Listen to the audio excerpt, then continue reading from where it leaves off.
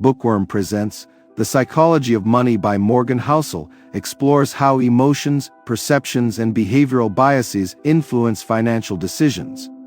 Unlike traditional finance books that focus on technical strategies, this book delves into the human side of money management, illustrating how people's attitudes towards risk, reward, and wealth are shaped by personal experiences and psychology. Through stories and practical insights, Housel emphasizes that financial success is less about intelligence and more about behavior, making the case that mastering your psychology is key to financial well-being. Money is a concept that touches every aspect of human life. Some people have it, others don't. Some have mastered its intricacies, while many are still pursuing it relentlessly. Often, money is perceived as mere numbers, spreadsheets, and mathematical equations, a problem to be solved. However, real financial decisions are made far from calculators, often around dinner tables, influenced by ego, pride, fear, and personal history. The true nature of money lies in the interplay between the cold arithmetic of a spreadsheet and human nature. When it comes to money, people are complex beings, and financial success is less about knowledge and more about behavior. Everyone comes from different backgrounds, different generations, varying family incomes, diverse values, and unique economic environments. These factors shape individual experiences with money. For example, consider people's perspectives on the stock market and inflation. Those born in 1970 witnessed an almost tenfold increase in the S&P 500 during their teens and 20s, leading them to have a positive view of the stock market and a higher inclination to invest. Conversely, individuals born in 1950 saw the stock market stagnate during their formative years, fostering a more negative perception and less willingness to invest. Similarly, people born in the 1960s experienced significant inflation during their youth, making them more aware and wary of its effects.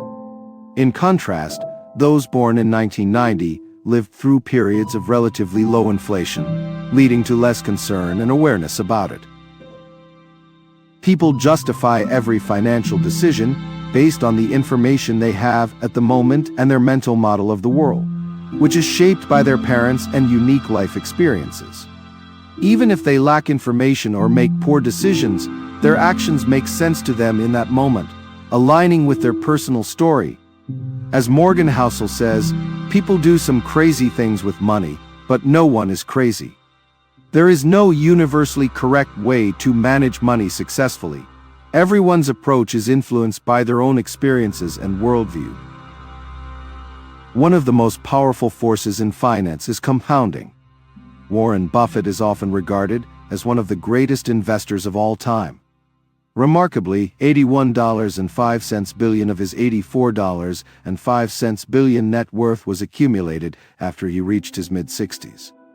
The key to his fortune isn't just his skill in investing, but the fact that he started investing at a young age and continued for decades. Buffett began serious investing at age 10 and had a net worth of $1 million by age 30. If, instead, he had started investing later, say at age 30 with $25,000, and retired at 60, even with his impressive average annual returns of 22%, his net worth today would be around $11.09 million, 99.9% less than his actual net worth. This illustrates that Buffett's financial success can be attributed not only to his investing prowess, but also to his longevity in the market. His secret is time and the power of compounding. Compounding allows investments to grow exponentially over time, as returns are reinvested to generate their own returns. In contrast, Jim Simons, a hedge fund manager, has achieved average annual returns of 66% since 1988, a much higher rate than Buffett. However, his net worth is significantly less, around $21 billion. This is because Simons began investing later in life, giving him less time to compound his wealth. This emphasizes the importance of starting early and letting time work its magic through compounding. People often have a bias toward pessimism when it comes to money. Despite historical evidence that things generally improve over time, pessimism captures attention more readily than optimism. Bad news, such as stock market crashes or economic downturns, tends to be immediate and dramatic, whereas good things, like economic growth and technological advancements, happen gradually and may go unnoticed.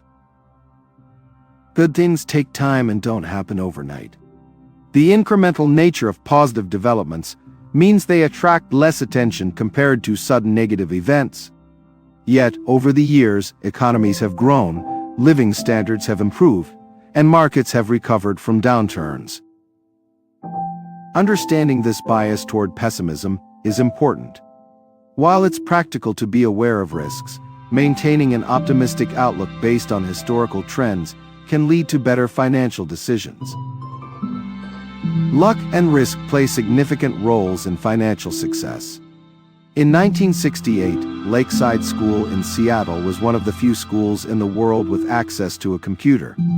This rare opportunity allowed students like Bill Gates and Paul Allen to gain early exposure to computing, leading them to create Microsoft. Their success was partly due to being in the right place at the right time. However, their friend Kent Evans, equally talented and visionary, tragically died in a mountaineering accident, a 1 in a million event. His untimely death illustrates the role of risk.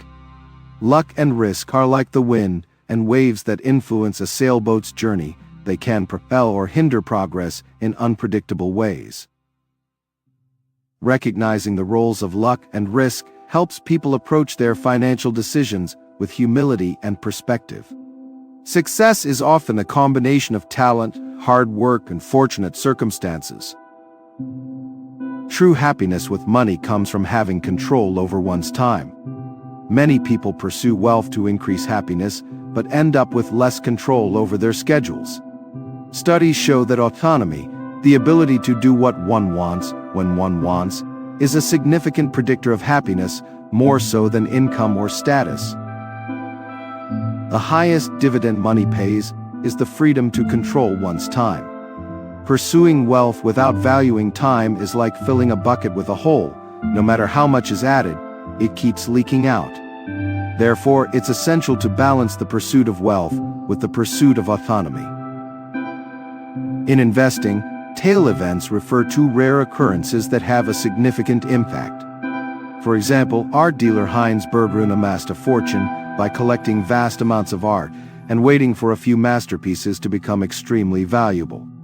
Similarly, venture capitalists invest in many startups, knowing that most will fail, but a few will yield enormous returns.